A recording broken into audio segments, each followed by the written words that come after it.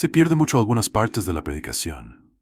No sé qué pasa o qué pasó, no tiene sonido esa predicación. Dios les continúe bendiciendo grandemente. Lástima que no se escucha y perder esta enseñanza. Yo escucho todas sus prédicas y estamos en 2024. Gracias, pastor, y que Dios lo siga usando. Saludos de Nebraska. Pero esto es un misterio. Esto es un misterio. Y vamos a ver esta tarde algo interesante. ¿Cómo es posible que en un ambiente corrupto, moral, de división, de discordia, de peleas, de mentira, de maldad, puedan crecer hijos tan sanos y que amen tanto al Señor? Es un misterio. Un ambiente donde se predica la palabra, se ora, la palabra de Dios es la base, salgan hijos tan rebeldes y tan torcidos. Es increíble.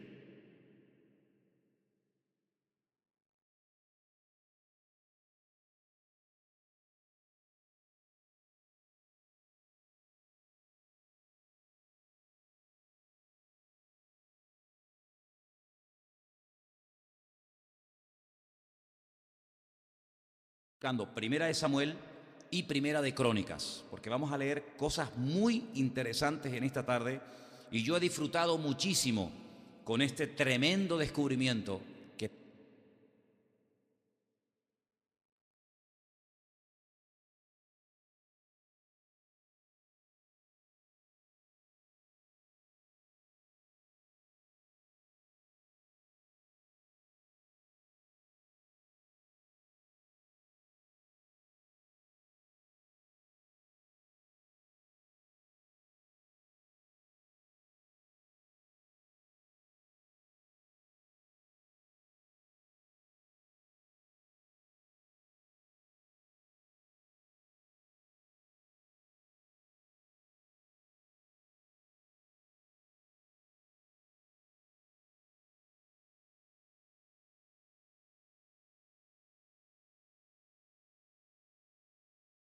hablar hoy a través de su bendita palabra. Primera de Samuel capítulo 8 del versículo 1 en adelante arranco.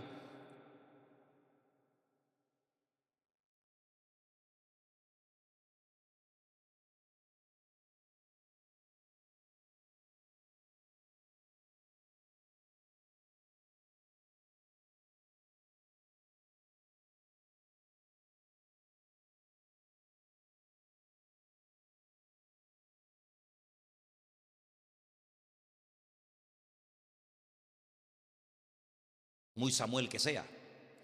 Entonces dice que él cuando envejeció puso a sus hijos, fijaros que lo pone en plural porque tenía dos, los puso por jueces.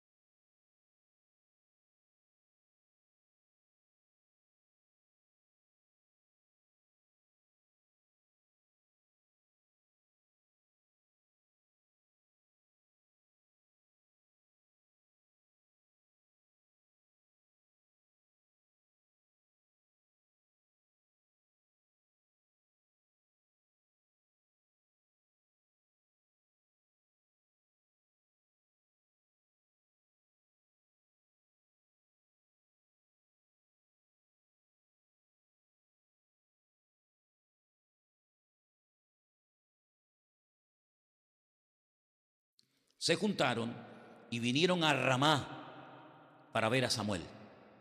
Y sido y tus hijos no andan en tus caminos. Por tanto, constitúyenos ahora un rey que nos juzgue como tienen todas las naciones. Y no es el tema a tratar, pero en el primer libro de Samuel encontramos la transición, el paso de esa etapa de jueces a la etapa de la monarquía. Con Samuel nace la monarquía. ungiendo al primer rey de Israel, Saúl, y al segundo rey de Israel, que sería posteriormente el rey David. Es decir, el mal ejemplo hizo que todo el liderazgo, que todos los ancianos de Israel fueran a Ramá, donde vivía el profeta Samuel, y le dijeran: mira, Samuel, tus hijos no están dando la talla. Tú has envejecido, tú vives en Ramá, tus hijos viven en el sur del país, en Beersheba. Yo no sé, eso es lo que no puedo asegurar con 100% de seguridad, si Samuel sabía la mala conducta de sus hijos y lo permitía, o debido a la distancia y a la vejez no se enteraba de lo que estaba pasando, pero sí llega un momento en el que ya es consciente de lo que está ocurriendo. Dicen: tus dos hijos sí tienen nombres muy bonitos. Un rey de carne y hueso. Todos sabemos que a Samuel no le hizo ninguna gracia la propuesta, ninguna gracia. Les habló acerca del error que estaban a punto de cometer. Les habló acerca de los problemas que traería al salir de la cobertura de Dios a ponerse bajo la cobertura de un rey humano. Les habló acerca de cómo se dispararían los impuestos, cómo tomaría el rey a sus hijos y los convertiría en soldados, etcétera, etcétera. Pero no hubo manera, no había manera. Estaban empeñados en tener un rey y vivir como las demás naciones. Qué tremendo error cometemos cuando pensamos que nosotros podemos vivir y peinarnos y hablar y vestirnos y caminar y actuar como las demás personas que no tienen al Señor. Gravísimo error cometemos. Dijimos hace unas semanas atrás que la palabra santo también se puede traducir por la palabra diferente. ¿Os acordáis? Nosotros somos gente diferente. Nuestras costumbres, nuestro estilo de vida, nuestra forma de hablar, nuestra meta, nuestros objetivos es totalmente diferente. El Señor dijo: por eso la gente os va a perseguir, por eso la gente va a ir en contra de vosotros, porque también fueron en contra de mí. Pero lamentablemente ni hubo un cambio en Joel y en Abías. No rectificaron, no dijeron: oye, que nuestra mala conducta ha salido a la luz y ya todo Israel sabe lo malo que somos. No cambiaron, sino ellos siguieron en su línea. Ni tampoco Israel recapacitó acerca del error de dejar a Dios para nombrar un rey de carne y hueso. Lo que me llama poderosamente la atención es que Samuel de chiquitito, fue criado en un ambiente de corrupción moral y espiritual. ¿Os acordáis? Dice la Biblia que su madre, Ana, una mujer durante muchos años estéril, que no podía dar a luz hijos, fue un día a la presencia del Señor y oró, y el sacerdote Elí hasta pensaba que estaba ebria, pensaba que estaba borracha, porque dice que ella movía los labios pero no se oía lo que decía. Dice literalmente: no se oía su voz. Y yo subrayé esa expresión. Está precisamente, si la queréis buscar un momentito conmigo, en el capítulo 1, versículo 13. Ana oraba, hablaba en su corazón, solamente se movían sus labios y no se oía su voz. Hay momentos cuando es mejor que no se oiga tu voz, y hay momentos cuando es bueno que se oiga tu voz. La Biblia nos enseña en Eclesiastés capítulo 3 que en la vida hay un tiempo para cada cosa, un tiempo para hablar y un tiempo para callar. Ana estaba dolida, Ana estaba triste, porque en aquellos tiempos se consideraba que una mujer estéril era una mujer bajo la maldición, bajo el juicio divino. Y ella no quería hablar, solamente hablaba y dirigía su oración delante del Señor. Y dice que no se oía su voz ni cuando oraba, y por eso dice que la tomaron por ebria. Y dice la Biblia que el Señor oyó su oración, ella derramó su alma delante del Señor, y Dios oyó su oración, pero ella hizo un voto. Y fue coherente con lo que le prometió al Señor. De ahí que decimos, porque es bíblico, mejor es que no prometas a que prometas y luego no cumplas. Ella dijo: si tú me haces a mí feliz y tengo un hijo varón, yo lo dedicaré a mi Dios todos los días de su vida. Y efectivamente así fue. Nació su hijo, un milagro, Shemuel, oído por Dios, Samuel. Y cuando ya es destetado, siendo un chiquitín, se lo deja al sacerdote Elí, cuyos hijos eran terribles, pero terribles. Si los hijos de Samuel eran corruptos, los hijos de Elí eran 1000 veces peor. Y en ese ambiente de corrupción, Ana se atreve a dejar a su hijo pequeñito porque se lo había prometido al Señor. Todo el mundo sabía que los hijos del sacerdote Elí se acostaban por la noche en el tabernáculo con las mujeres de Israel. Todo el mundo en Israel sabía que los hijos del sacerdote Elí eran hombres perversos y corruptos, abusadores, gente que hacía cosas terribles. Y dice la Biblia que por eso murieron los dos el mismo día, por castigo divino, porque se tomaban a la ligera el ministerio, porque pecaban dentro de la misma casa de Dios, porque vivían una vida de libertinaje y el Padre nunca les llamó la atención. Y todo el mundo lo sabía, incluso Ana. Pero Ana no dijo, no, yo en ese ambiente no dejo a mi hijo. Es que eso no fue lo que tú dijiste al Señor. Tú dijiste que ibas a dejar a tu hijo en la casa del Señor, independientemente de cómo fueran los demás. ¿Por qué tenemos a veces que esperar al apoyo de los demás para ver qué hago yo o qué dejo de hacer? ¿Cuándo nos enseña el Señor en su palabra? Me da igual si es en el Antiguo o en el Nuevo Testamento. ¿Cuándo el Señor nos enseña que nuestro punto de referencia es lo que hagan los demás? ¿Cuándo y dónde? Jamás. Nuestro punto de referencia no es, bueno, si fulanito dice sí, yo también digo sí. Si fulanito dice no, yo también voto que no. ¿Cuándo la Biblia nos enseña que nuestra referencia es la opinión de los demás? No podemos vivir con la opinión de los demás, ni con su crítica ni con su aplauso. Tenemos que vivir con el respaldo divino, que es lo que realmente marca la diferencia en nuestra vida.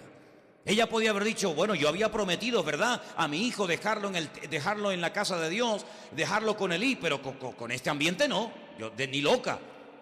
Ella se fió de Dios. Ella sabía que si Dios le dio ese hijo, Dios se iba a encargar de cuidar a ese hijo. Y Samuel fue criado en un ambiente pero terrible, hermanos, de verdad terrible.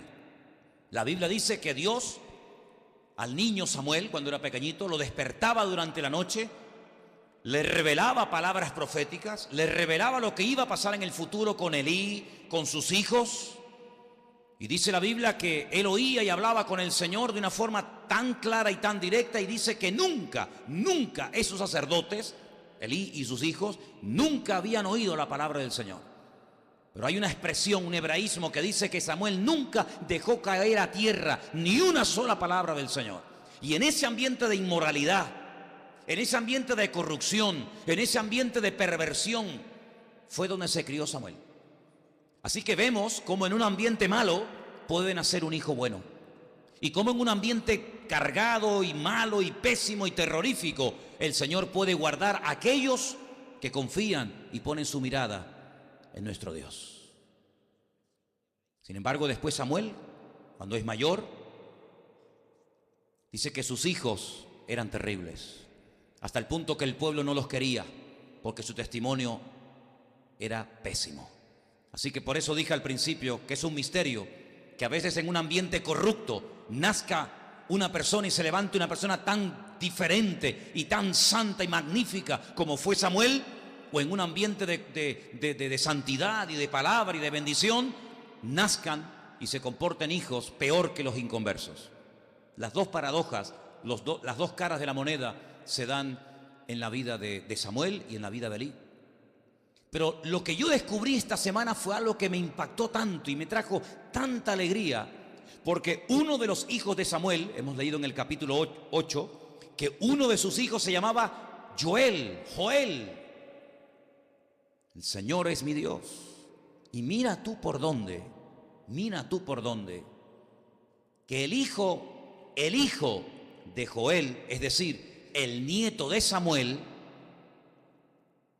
el Señor lo levantó y lo bendijo de una forma tan espectacular que Samuel tuvo la alegría, tal vez, de no ver en sus hijos lo que le gustaría haber visto, pero en la siguiente generación la bendición saltó y su nieto, llamado Emán, cuyo nombre significa fiel, llegó a un nivel de relación con el Señor tan elevado que el mismísimo rey David le da un cargo tremendo, y eso es lo que vamos a ver ahora. Nos vamos a Primera de Crónicas, capítulo 6, verso 33. Primera de Crónicas 6, versículo Si queréis podemos leer, arrancamos desde el versículo 31. Preste atención. Vamos a hablar del nieto de Samuel, es decir, Emán, cuyo nombre significa fiel. Estos son los que David puso sobre el servicio de canto en la casa del Señor después que el arca tuvo reposo. Estos son los que puso David. Asignó cargos, asignó puestos y él nombró a personas para que ocuparan esos puestos. Y dice el verso 32, los cuales servían delante de la tienda del tabernáculo de reunión en el canto, hasta que Salomón edificó la casa del Señor en Jerusalén. Después estuvieron en su ministerio según su costumbre. Sabéis que en la época de David no había templo, pero había una carpa, y debajo de esa carpa David hizo que trajeran el arca de la alianza y la pusieron debajo de la carpa, hasta que el templo es levantado y construido en los tiempos del rey Salomón. Y dice el verso 33, estos pues con sus hijos ayudaban. De los hijos de Coat, el cantor, Emán. Y dice, léalo, hijo de Joel, hijo de Samuel. Es decir, Samuel no vio en su hijo Joel, ni en Abías, a hombres y a hijos espirituales. Tenía esa espina, ese dolor en su corazón, de ver que lamentablemente no fueron capaces, como hizo Isaac, de tomar el testigo de parte de su padre Abraham, y como hizo Jacob, tomar el testigo de parte de su padre Isaac. Y por eso conocemos al Dios de Abraham, de Isaac y de Jacob. En este caso no podemos hablar del Dios de Samuel, de Abías y de Joel, sino que hay como algo que se rompe, no porque verdaderamente es lo que Dios quería, sino porque Dios a veces pues respeta la individualidad y las malas decisiones de la persona, pero no por eso se corta el plan, no por eso se corta la bendición. Samuel no se fue a la tumba con la tristeza en su corazón de ver que sus hijos se apartaron de los caminos del Señor. Habrá un dolor más grande para un padre y para una madre que ver a un hijo criado en la iglesia, que haberlo visto criado en la escuela dominical, asistiendo a la clase de los niños, con los jóvenes, en los campamentos, y de repente ver que pasa de todo. ¿Habrá un dolor más grande que ese? Yo pienso que no. Yo le dije al Señor una vez, si mis hijas se van a apartar de tus caminos, llévatelas. Prefiero vivir con el dolor de haber enterrado unas hijas pero que han muerto en Cristo, que haber vivido toda mi vida con el dolor de ver a mis hijos separados de los caminos del Señor y llevando una vida peor que inconversos. Porque aunque hagan los pecados del mundo, cuando un hijo de un creyente peca es peor que un inconverso, porque el inconverso peca porque ignora y no sabe y no tiene temor de Dios, pero el que conoció y peca, peca deliberadamente.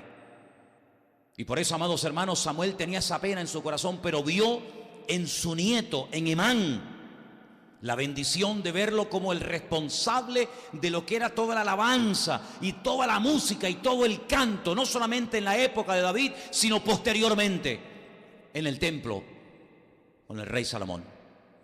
Y aquí se cumple la palabra que todos hemos oído millones de veces: el que es fiel en lo poco, Dios lo pondrá sobre mayores cosas. Era muy bonito cantar en el templo, claro, allí te ve todo el mundo. Era hermoso cantar en el templo de Jerusalén. Venían miles y miles y miles de personas. Era un templo alucinante, el templo más hermoso de todos los tiempos. Pero para cantar en ese templo, para ministrar al Señor en ese templo, primero tienes que aprender a administrar al Señor en una lona vieja y polvorienta en el desierto. Y allí, si te gozas y sirves al Señor en aquella tienda vieja y polvorienta que ya no aguanta más, el Señor te elevará según la actitud y según la fidelidad que demostraste al Señor en el anonimato. Luego el Señor te pondrá sobre mayores cosas. ¿Cuántos dicen amén? No, yo quiero cantar en el templo. No, primero empieza a cantar en el desierto. Primero empieza a picar piedras. Y cuando seas fiel en eso, Dios te elevará según la actitud que ha habido en tu corazón. Emán es el nieto de Samuel, que llegó a unos niveles con el Señor, pero vamos a seguir más adelante porque hay material de sobra. Seguimos en Primera de Crónicas, pero en el capítulo 15. Ya habéis visto en el capítulo 6 cómo él era el cantor, el que llevaba la alabanza en aquella carpa. Pero en el capítulo 15, versículo 16, 15, 16, dice así la palabra: Asimismo dijo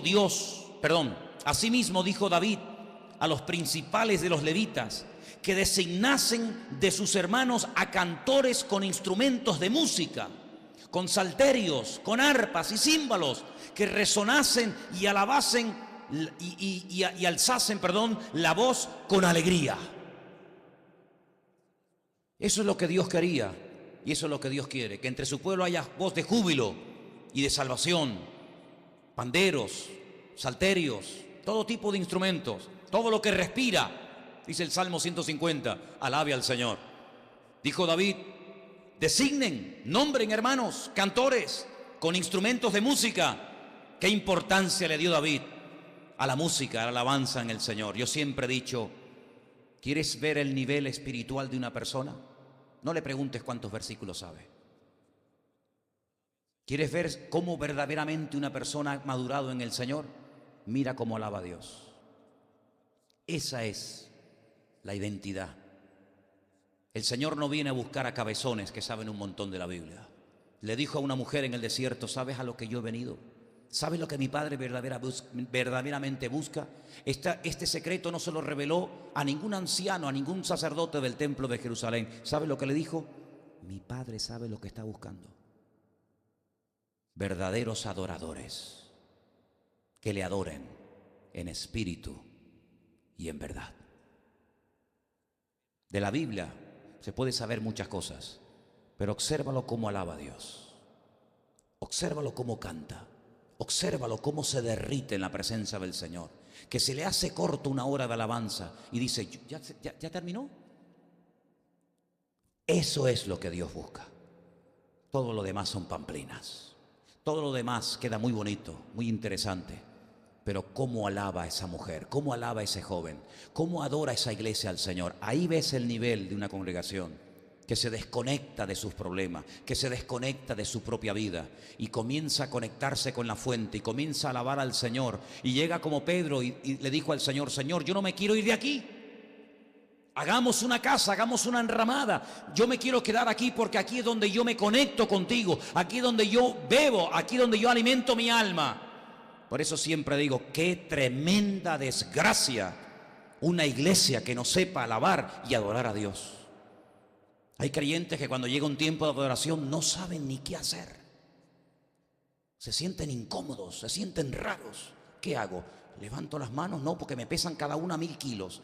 No las levanto, quedo en evidencia. ¿Me muevo? No me muevo. No saben moverse. ¿Saben por qué no saben? Porque no le han dicho al Señor, enséñame a alabarte y adorarte. Yo no sabía predicar. Yo era tartamudo, por si ustedes no lo sabían. Yo tenía un problema de tartamudez terrible en mi vida. Yo no sabía cantar, yo no sabía predicar, yo no sabía adorar, yo no sabía tocar la guitarra, yo era un cero a la izquierda. Yo he sido expulsado de todos los colegios donde he estudiado. Porque me negaba a entrar por el aro. Pero le dije al Señor, enséñame a adorarte. Enséñame a adorar a mi Dios, a expresar mi gratitud al Señor. Y Dios me enseñó. Y Dios me ha dado cántico nuevo y puedo cantarle y cantarle y cantarle y cantarle al Señor por horas si no me canso. Y eso es lo que David le enseñó al pueblo. Sí, mucha teorá, mucho mandamiento, mucho sacrificio, pero no sabéis adorar a Dios. ¿Por qué Él trae públicamente el arca por las calles? ¿Y por qué Él se pone a danzar? Para que sepan cómo se hace. Yo soy tu ejemplo, imíteme a mí. Claro, su mujer no quería entrar en ese movimiento. Para ella era perder la compostura. Era más importante para ella mantener la compostura que entrar en la presencia del Señor. Y David le dijo, yo he danzado públicamente para mi Dios, y que te quede bien claro que lo volveré a hacer. Y dice que a partir de ese día nunca más tuvo relaciones con ella y Mical se quedó estéril. No lo era, pero se quedó estéril, para que ni siquiera tuviera el gozo de poder amamantar a un hijo, sino que se quedó estéril, perdió la fertilidad. ¿Por qué? Porque no entró en la presencia de Dios con alabanza y con adoración. Pídele al Señor. Yo quiero cantar cántico nuevo. Yo quiero, Señor, alabarte. Yo quiero adorarte. Yo quiero hablar en otras lenguas. Quiero cantar en otras lenguas. Quiero tener la libertad. Decía en uno de los salmos, dice, saca mi alma de la cárcel para que pueda alabar tu nombre.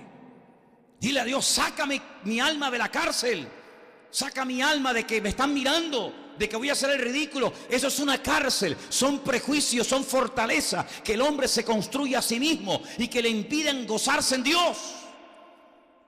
Porque no es normal que una persona antes en el carnaval bailara, danzara, hiciera el idiota y luego cuando se convierta al Señor sea incapaz de decir en público: gloria a Dios, te amo, Señor. No es normal. Hay un bloqueo en esa vida, hay una atadura en esa vida, y el Señor vino a dar libertad. ¿A quién? A los cautivos. ¿Y cuántos cautivos hay muchas veces entre nosotros? Mucho más de lo que ustedes se puedan imaginar, hermanos. Por eso dice que en los últimos tiempos, escuchen bien esto, lean el concilio de Jerusalén, el primer concilio de la historia, Hechos capítulo 15, cuando se levanta Santiago, uno de los responsables de los líderes de la iglesia primitiva. Él dijo: una de las señales de los últimos tiempos es que el Señor restaurará el tabernáculo de David. Y tú dices: pero si el tabernáculo lo levantó Moisés. Pero no dice que Dios va a restaurar el tabernáculo de Moisés. El tabernáculo de Moisés es la religión, es la rutina, es la monotonía. Por la mañana el sacrificio, por la tarde el sacrificio, y más ofrenda. No, ese no. La religión esclaviza a la persona. La relación con Dios liberta a la persona. Y dice que en los últimos tiempos Dios iba a restaurar el tabernáculo caído de David. ¿Y cuál es el tabernáculo de David? La alabanza, la oración, el júbilo, el gozo. El mundo, hermano, se queda impactado y sorprendido cuando ve a un pueblo con necesidades, con luchas, con hijos inconversos, con enfermedades, con problemas y en plena crisis, pero que alaba y canta al Señor. ¿Cuántos dicen amén? Al Señor, al mundo no le sorprende que tú lleves un pescadito en la parte de atrás de tu coche. La gente ni sabe lo que es eso, ni sabe lo que es eso. Pescadito ahí. La gente no se sorprende cuando te ve venir con tu chaqueta, con tu corbata, con tu falda nueva, con tus pantalones, con tu maquillaje, con tu colonia o con lo que sea, con tu Biblia bajo el brazo. Eso no le sorprende a nadie. Lo que le sorprende al mundo, y nos lo dicen, ahora que estoy viviendo otra vez en el barrio, y son los comentarios del bar, son los comentarios del de la tienda de al lado. Lo que le sorprende al barrio es decir: pero ustedes mira que cantan, están siempre alegres, El otro día una señora lo comentaba aquí. Coincidimos con ella y nos dice: no, yo vivo en la calle Garcilaso de la Vega. Digo: ay, yo también. Y me dice la señora: ¿sí? ¿Dónde vive usted en Garcilaso de la Vega? Digo: yo vivo enfrente de la iglesia evangélica. Y me dice: ah, la iglesia evangélica. Dice: esos que siempre están cantando. Dice: rezar creo que rezarán poco, pero mira que canta esa gente, Y el otro día me decía Genaro, que estaba de ujier en la puerta, que una señora se paró y le dijo: ¿qué tengo que hacer para apuntarme a esa religión, para apuntarme a ese club? Y Genaro dice: usted no tiene que apuntarse a nada. Dice: es que ustedes están siempre alegres, siempre están cantando. Veo a los jóvenes, veo a los niños corriendo, saltando, brincando. Es que esa alegría es la característica principal del pueblo del Señor. ¿Cuántos dicen amén? No podemos perder nunca eso, porque entonces ¿a quién nos vamos a parecer? En la iglesia tiene que haber barullo, tiene que haber ruido. El único lugar del mundo donde no hay ruido, ¿sabes cuál es? El cementerio. Ahí no hay ruido. Vete allí si quieres estar tranquilo. En la iglesia siempre tiene que haber alegría, júbilo. Siempre tiene que haber ruido, pero ruido de alabanza, ruido de gozo, de expectativa, de gratitud al Señor. ¿Cuántos dicen amén? Y yo me alegro tanto de que Samuel haya tenido un nieto que era el líder, el responsable de todo el cántico y adoración. Primero en el tabernáculo de David y luego en el templo de Jerusalén. Pero dice aquí, los levitas, versículo 17, designaron ¿a quién? A Emán. ¿El hijo de quién? De Joel. Los levitas dijeron: este es el que vamos a escoger. Lo llamaron, lo escogieron. ¿Saben por qué? Porque en él había un espíritu diferente. Bendito sea Dios. Había un montón de gente, pero dijeron: a este lo vamos a elegir, porque vieron en él una disposición, unas ganas de alabar a Dios increíble. Miren, hermanos, David, ¿cuántas cosas han dicho de David? David era un joven que simplemente con tocar un acorde en el arpa hacía que los demonios salieran corriendo.